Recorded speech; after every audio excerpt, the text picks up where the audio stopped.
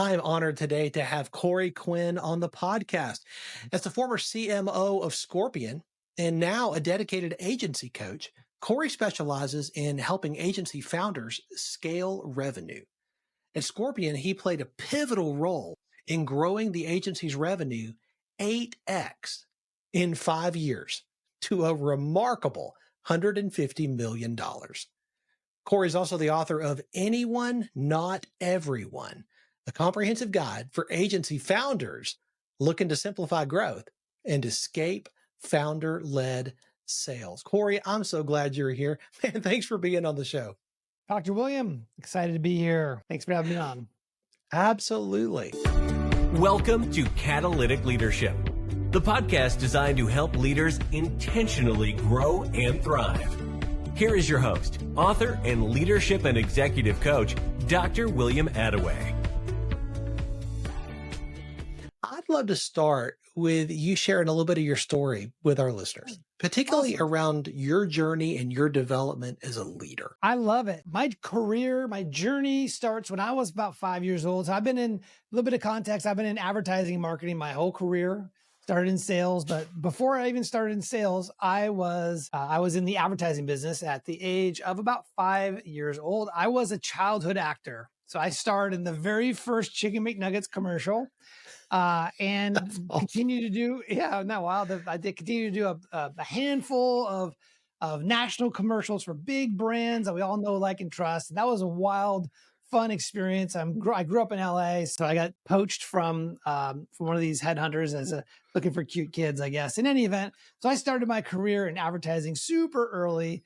Of course, I decided not to follow the acting career, went back to school and had a normal childhood for all intents and purposes. But, the first real business / leadership opportunity I had was when I graduated college. My best friend and I, Simon Talbot, we raised $6 million to launch a company called castpro.com.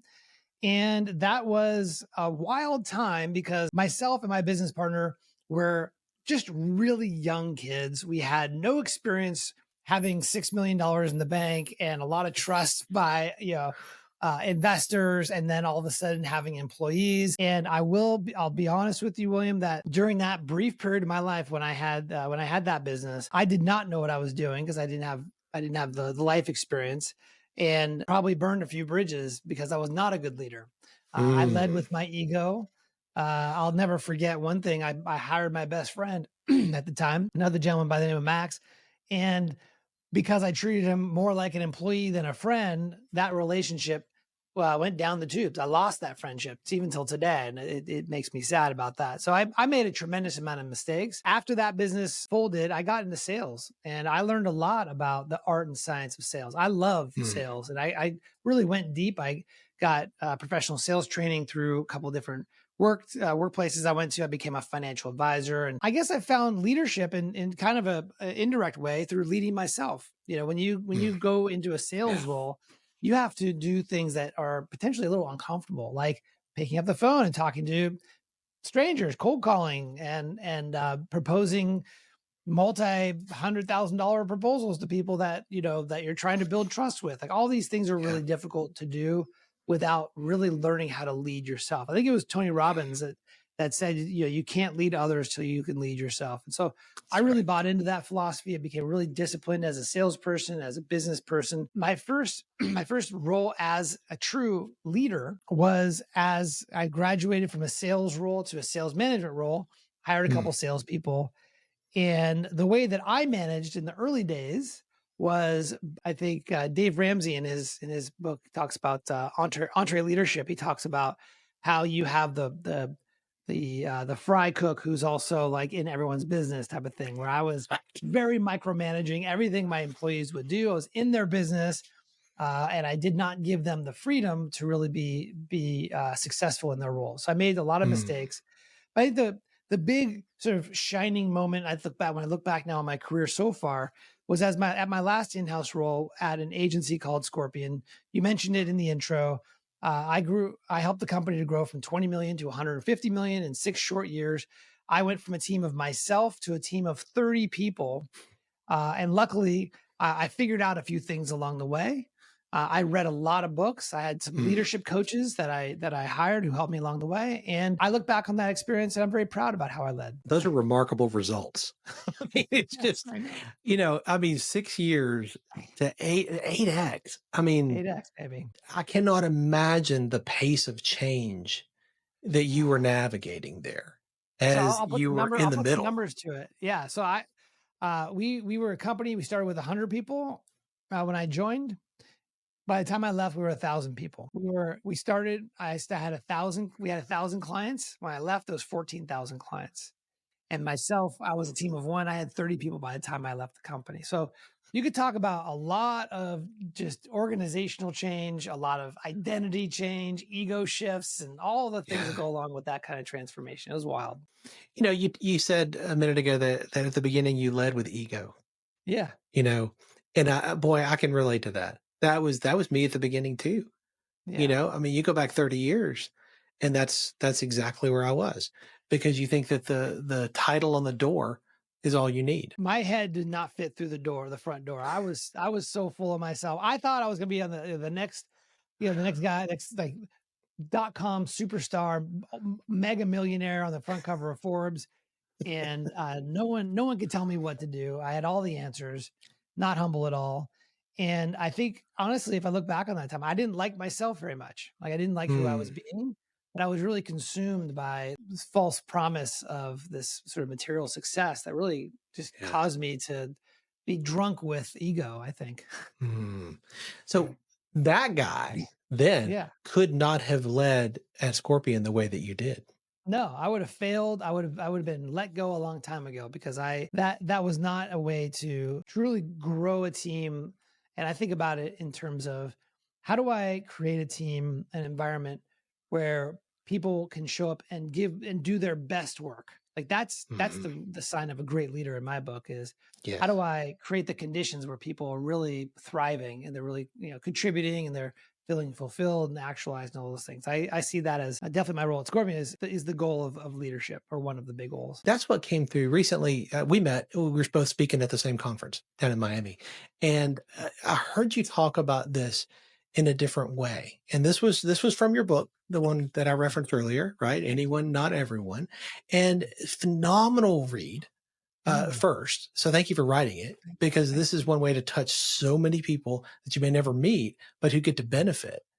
Your talk really centered around thinking about other people, right? Thinking about their experience, thinking about what their needs are and how you can add value to them instead of what you get out of it. That's right.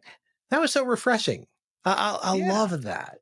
Yeah, thank you. There's a saying out there that everyone's listening to the same radio station, WIIFM. You heard this, right? Old timey saying.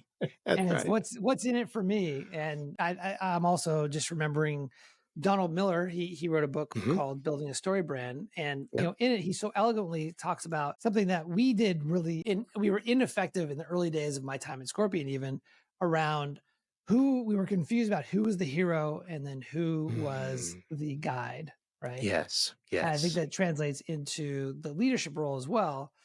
As relates to the Donald Miller thing, I'll just mention in case people are not familiar.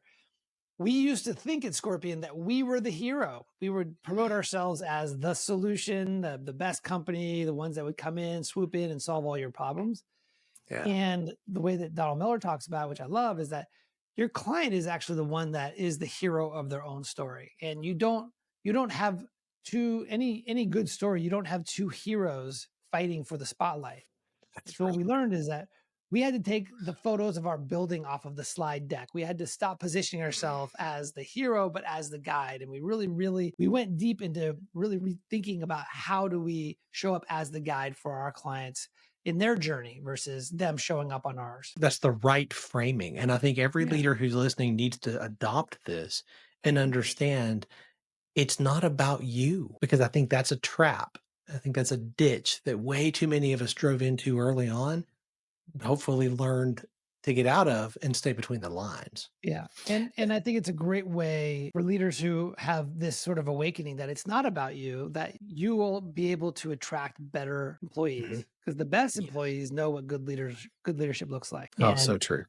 Right. And so being able to So true. live that and be able to demonstrate that you're there for their success, that that will attract A plus talent, which is of course the best thing a leader can do. So in your book, you talk about a system to escape what you describe as founder-led sales.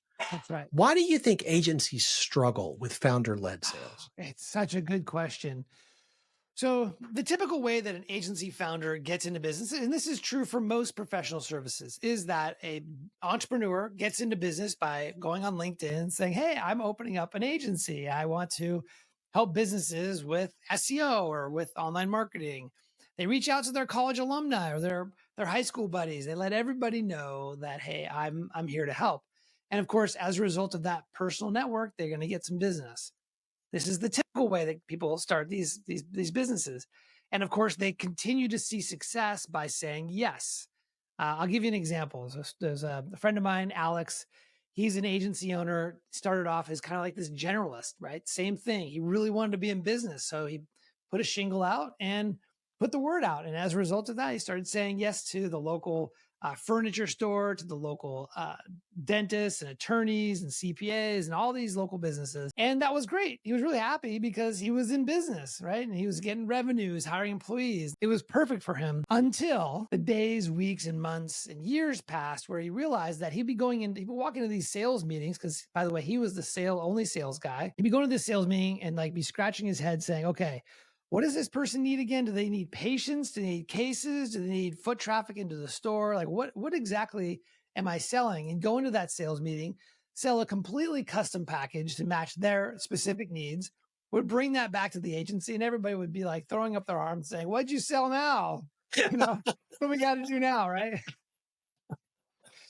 And it got to the point where there was just too much custom work, too much bespoke work. Everything was one off. And he realized that was ultimately a bottleneck, right? And what he was unable to do in that moment was to really escape founder-led sales. He had no repeatable process, no repeatable system that didn't require his direct input. That is a common story. It's a common sort of path. The only exception, William, is that if you are an attorney or you are, let's say you work in, I did a podcast episode of this great agency founder who he used to work in the pharmaceutical industry as a marketer. And he was fed up with how all the agencies they worked with would service them. So he said, forget this. I'm going to quit Pfizer or whatever pharmaceutical it was. And I'm going to go start an agency. Right. So he knew exactly where to start, but most agencies start in this sort of a generalist approach. And by the way, I think that's a good idea. I think that's a good thing because as they say, there's a saying that says that slow is smooth and smooth is fast, right? And the point is that as a result of being in business for a year, 2 years, working with a variety of different types of businesses, you're going to get a lot of reps. You're going to understand like, hey, I really like working with this type of business or this type of industry. These people really benefit from my service. And hey, I'm really good at this. You'll have a lot of really great data so that when you're ready to make a decision to specialize, you'll be making a high quality decision. There's a famous entrepreneur guy. His name is Paul Graham. He founded a company called Y Combinator. And he said, when he advises startups, he says, do things that don't scale. Like do a lot of things as you're in the startup mode, just do a lot of different things and just see what works before, instead of just trying to figure it all out in your head. Right. And so when you're in that 2 to 3 year space where you said yes to a lot of people, you're ready to start specializing. Again, you have a lot of really great data and you're really well, I think, positioned to specialize at that point. I think database decision making is not talked about enough. And I love that you're talking about that. I think that's brilliant. Right. Everybody talks about the importance of niching down. Yes. And that's a great thing, right? What you call in the book a vertical market specialist. That's right. Right. But not before you're ready. That's right. You need the data. I love that. Yeah, right. Because you end up doing what most people do, and they get it when they get it wrong, which is they say, well, where are all the budgets? Which vertical market has has a ton of people with a lot of money, right? And the challenge with the thing that they miss, that's a good question, but that's not the only question. Okay. Right. A big question is what I call, you have to get a gauge on whether or not you give a damn or you really have empathy. You care about these people. Because here's the formula for being successful. You need to spend a lot of time with these folks. You need to go to their conferences. You need to go to you join their associations. You want to become intimately familiar with their problems and solve their problems, right? And so Yes. the agency founders who have, let's say, niche down, who have specialized, have been successful due in part to the fact that they actually have empathy for the vertical market that they're serving. They care about these people. And that becomes a real differentiator for long-term success and longevity in this type of approach. I love the caring and the empathy there. I think that's brilliant. Are there other criteria that Yeah. as somebody is considering, hey, I've done the generalist thing for a bit, I'm ready to do this. What other criteria should they look at? Such a great question. So the first step, I would say, even before the give a damn gauging, is going to be to really go back. We made this point a little bit earlier, but we want to go back and really extract all the wisdom that exists in our businesses. We want to go back and we want to look at all of the client data to see where are the trends when it comes to the verticals. We line all of our clients up by vertical. Where are we getting the most revenue? Where do we get the best retention? Where are our profits coming from? Where are referrals coming from? Which verticals are really resonating with us from a data perspective? Yeah. That's one piece of it. Another piece is you want to do more of a qualitative research. You want to talk to your salespeople if you have them. Say, well, who do you like selling to? Like, who do you enjoy selling to? Who do you tend to close the best? Guess what? They'll be the people who the sales team likes selling to people who are going to get a great result, right? They sell differently when they know it's going to work out for the prospect, right? Same thing with the client services. You want to ask them, like, who do you like servicing? Who gets the best results with us? As a result of that qualitative analysis and figuring out, who are we a good fit for? And you combine that with the data that you look at, you're able to make, be able to make a good decision. The last step is you want to truly ignite. I find that this ignites a commitment, this last step, which is going out and doing a market opportunity analysis, which means that, okay, if we're saying we're going to focus in on plumbers or whatever that is for your audience, for you listening, if you're considering one, you need to go out and you need to do market research to see what they call total addressable market. What are the total number of businesses that have a pain point or potentially have a pain point that we can solve that, by the way, they have to be able to afford your services. We could talk about that in a minute. And that gives you what they call the total addressable market. With focus and by taking a vertical specialization sort of strategy or approach through specialization, you're going to start winning clients in that area. And eventually you're going to start winning a lot of clients. And the target really is 3% of the total addressable market. If you're at 3% of the total addressable market, you can do the math and figure out, well, how much revenue does that mean we're going to make? I'll give you an example. Do you have any guesses out of the blue, putting you on the spot here? Do you have any guesses about how many residential plumbing companies there are in the United States right now? Oh my, I have no clue. Let's say 50,000. Okay. So a little more. So 157,000 plumbing companies. Okay. Wow. Let's just, let's do a thought experiment. Let's say that you and I were business partners. We're going to go after plumbers. We believe that plumbing is interesting vertical. Maybe my father was a plumber and I really love that industry and I want to help him out. And as a result of focusing, we were able to capture just 1% of the total addressable market. There are 157,000 plumbing businesses. 1% of that is 1,570 businesses as clients. Sounds like a lot of clients. But if you only charge $10,000 a year, you would have a $15.7 million business serving one client, solving one problem over and over and over again. Guess what's going to happen to the quality of your product? Guess what's going to happen to the back end of your business? You're going to be able to create a very streamlined, profitable business and become the best in the world because you're, what did Bruce Lee says? He says, I fear not a man who practiced 1,000 kicks 1,000 times. I fear that man who practices one kick 10,000 times, right? Yeah. Doing it over and over and over, you're going to get excellent at it. And so when you run the numbers like this and apply it to your market, that's usually when the founder goes, okay, I'm in. If I can just close 1% or 3% of the market, I'm going to have this wonderful business. I'm in. Where do I sign? That's so good. One of the things that I heard you talk about was a gift-based outbound strategy. Yes.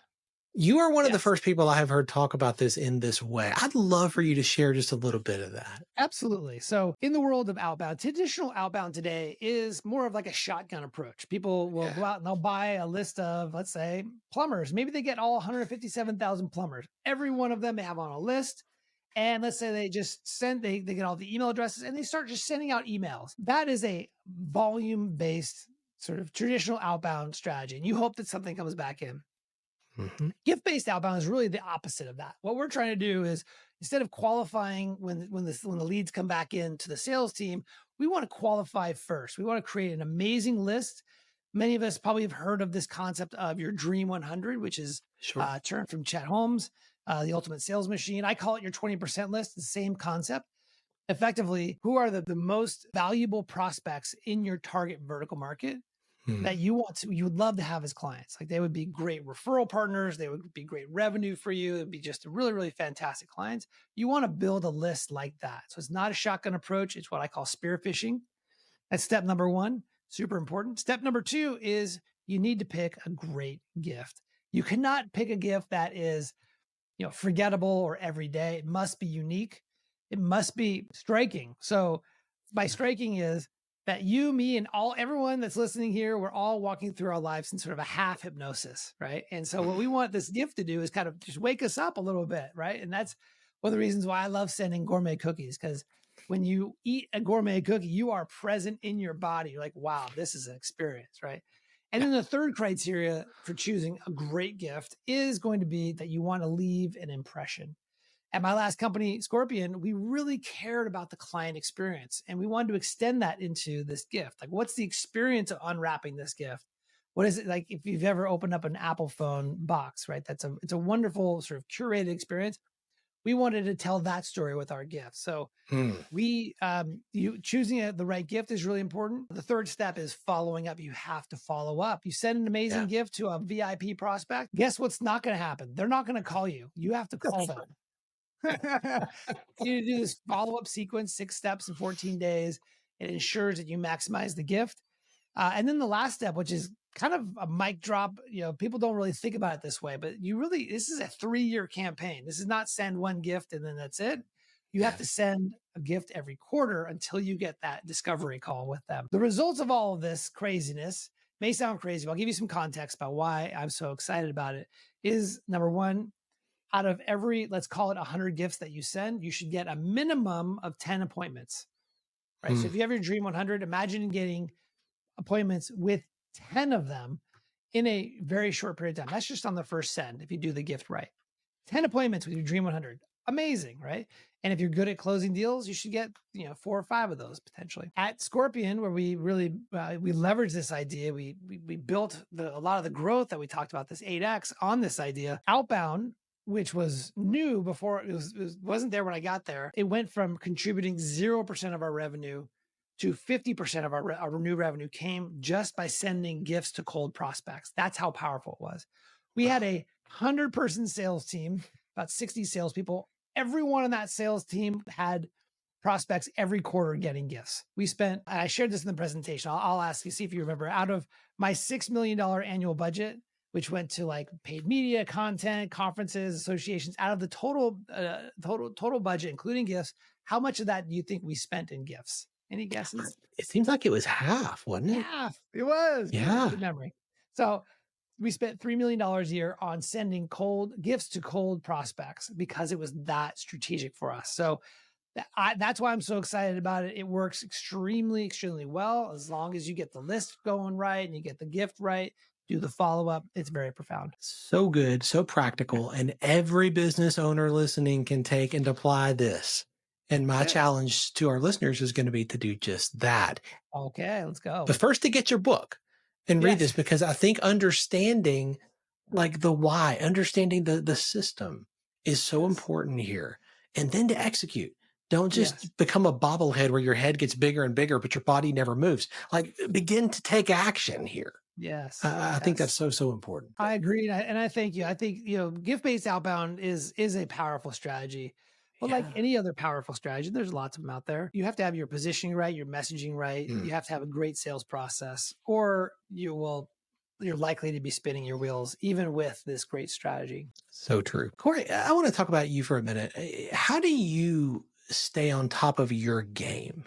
Yeah. Your business needs you to lead at a higher level today than it did 5 years ago. Yeah. And 5 years from now, that's going to be even more so. How do you level up with new leadership skills that you and your team and your business are going to need you to have? It's such a great question. I'm gonna reflect back a couple of years ago when I was at Scorpion, because I had a bigger team then than I do now. And then I'll share what's going on for me now. One of the best things that we did as a leadership team is we actually went to the Disney Leadership Institute. I love that place. Right? Oh, it's so good. Yes. So good. So we did like a multi-day leadership training. Yes. I'll be honest, like we were a bunch of upstart entrepreneurs who, didn't have a lot of formal training in leadership or a lot of experience leading big groups. And so I think that's one of the things that I loved about the company culture there, was that we were always learning. We always were reading some book about leadership or growth. But the investment of going to the Disney Leadership Institute was that we got access to world-class leadership training. Yes. That was helpful as an executive team for us all to not only go through that together, but to walk away having a similar language and having a way, a framework to work against. So whether it's a Disney Institute or I imagine some of your programs, I am a huge, huge fan of getting help from an expert who knows how to solve and how to take all of us. We're all always learning from where we are to where we want to be. We can always get better. And as I mentioned along the way, we read a tremendous amount of books. I became obsessed with Patrick Lencioni's books. I read on Entree Leadership, which is another book I love. I love John C. Maxwell. I saw him talk a couple times. I read all of his books. So just a big reader, and just really being open to improvement, continual improvement, I think has been a big part of my ability to ascend at least my skill set as a leader. I wouldn't say I'm perfect. Most recently, after leaving Scorpion, as I mentioned, I had a 30-person team. I have a 2-person team now. I have a much smaller team, and that is by design. I am growing my business. My intention is to hire more people eventually, but it is definitely different, managing a 2-person team versus a 30-person team where you have layers of management and whatnot. The way that I manage her right now, my primary employee, it's the 2 of us, is, and I'm not perfect at this, but my intent is to always ask her, what's the bigger context for her in her life as relates to work? What are the big dreams that she's going after? What are the transformations that she wants to have in her life? And part of my job as her leader and as her boss is to create an environment where she can achieve those outcomes. Right. That's my job. I have to go out and I have to create a business, a container for her to be able to achieve those outcomes. So knowing it is communicating that and letting her know that, I care more about her and her growth than just her straight output. That's good leadership. And I want the folks listening to understand that when you are a leader, you're no longer the individual contributor you used to be, where it was about getting things done. Your job now is to get things done through other people. And the best way to do that is to care for them, to take care of them. And when you do, they lean in and it helps everybody. That's right. They say that people don't leave companies, they leave leaders, right? That's exactly right. When the employee is no longer has a future, doesn't see, like they're no longer able to get to the future through that leader, then they're going to find another leader that does have that future available to them. So true. Corey, I think a lot of people listening are looking at you. Maybe they've seen you through Scorpion and now in your own thing, and they're like, oh yeah, but he's not an entrepreneur like I am. He doesn't deal with the same struggles that I deal with. His journey, it's just been up and to the right. Like he's never had any challenges. If they were sitting across from you, across the table, and they said that to you, what would your response be? Well, I think I'll tell you, if I wanted the easy route, I'd go get a job. Yes.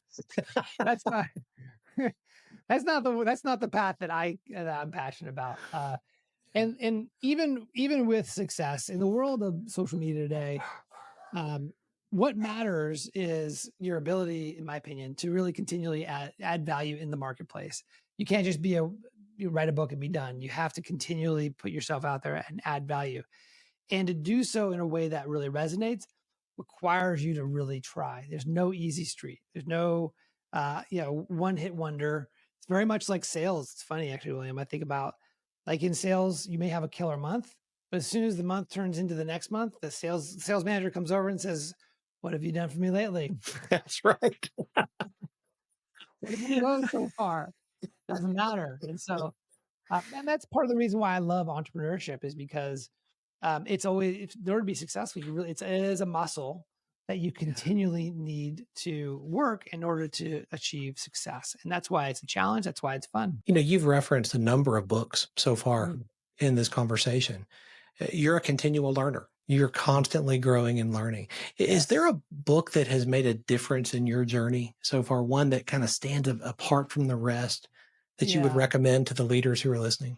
100%. I did mention it briefly. It is, I mentioned the author, John C. Maxwell, it's the 12 Laws of Leadership. 21. Okay. 21, excuse me.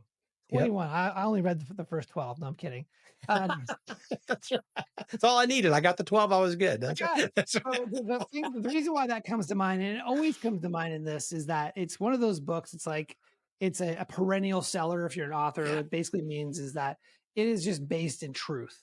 Yes. Right? It's not about what's new. It's about what's true. And this book reflects reality. And it basically breaks down these 21 irrefutable laws of leadership. We read it as an executive team at Scorpion, by the way. Again, I think if you have an executive team or team of leaders, reading a book together is a powerful way to bond and to really sort of bring these concepts and books to life. We found ourselves in the books. There are different laws of leadership, of course. There's one of them called the law of the lid, which is that the business will only grow as fast as the capacity of the leadership. And we would call each other out in meetings about like, oh, you're enacting the law of the lid right now, William. I see that right now, right? In a way that was more supportive, like, hey, we all have blind spots and biases, and so it became a part of our vernacular in our desire to get better as an executive team. I love the intentionality of that. I love the sharing the last 10% of honesty in that. For the good of the whole, for the good of the team, and for the good of the individual. Corey, this has been so good. I want to challenge every one of our listeners. If you have not picked up Anyone, Not Everyone, go pick it up. It's worth it. This is a great book to read with your team, as we were just talking about. That's right. Corey, many people do. If people want to stay connected to you and continue to learn from you and learn more about what you do, and I'm sure many will, what is the best way for them to do that? The absolute best way is going to be tied to an offer I'd love to give your audience, which is I'd love to give them a free copy of my book, the audio version, the same Audible version that's on Audible on Amazon, but it is that same exact audio book on my website. Go to anyoneNotEveryone.com. You can get access to it right now. You can start listening to my voice. I was the one that narrated, and also a bunch of workbooks and videos and so on and so forth. So you can really bring some of the concepts we're talking about here to life around escaping founder-led sales and becoming a vertical market specialist. I hope you do, and I hope it adds value. And as a result of that, you'll begin to you'll be added to my email list, and you'll get some more insights from me as well. Corey, thank you for that, for the generosity that you've displayed, not just in the free copy of your book, but also today in sharing some of the insights and the wisdom that you've gained along the way. Thank you. Appreciate that. Yeah, no, and I appreciate you. I appreciate this opportunity. I rarely get to talk about this topic of leadership. We grew very, very fast at Scorpion, and when I left there, I made a decision. I said, I'm not going to hire people. I'm not going to join another company. I want to be a solopreneur, and that lasted for about 18 months, right? Because I think I needed a break. It was too much.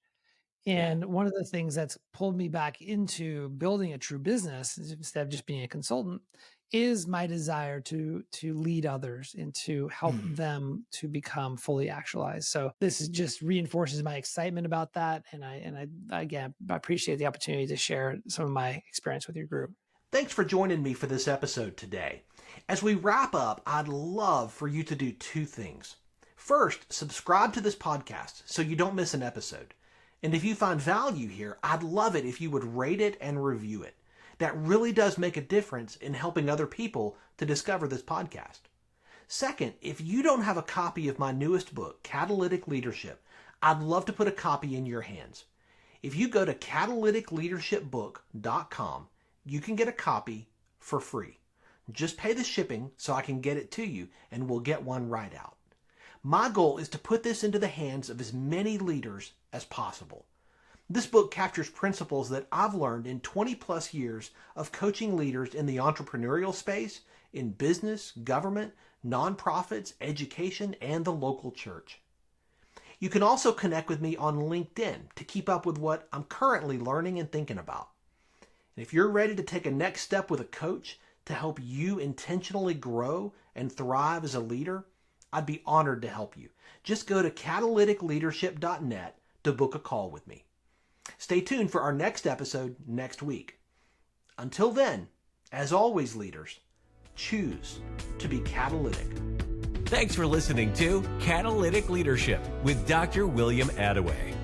Be sure to subscribe wherever you listen to podcasts so you don't miss the next episode. Want more? Go to catalyticleadership.net.